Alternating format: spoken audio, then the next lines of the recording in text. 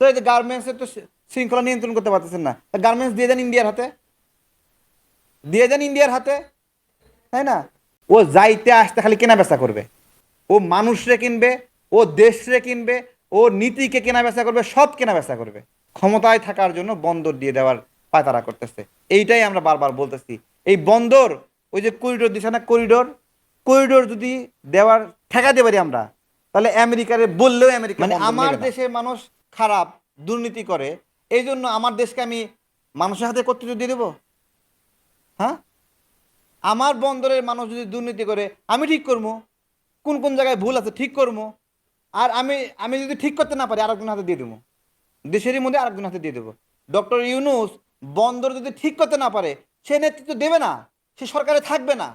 যে ঠিক করতে পারবে, যে চালাতে পারবে, সে সরকারে থাকবে। সহজ হিসাব।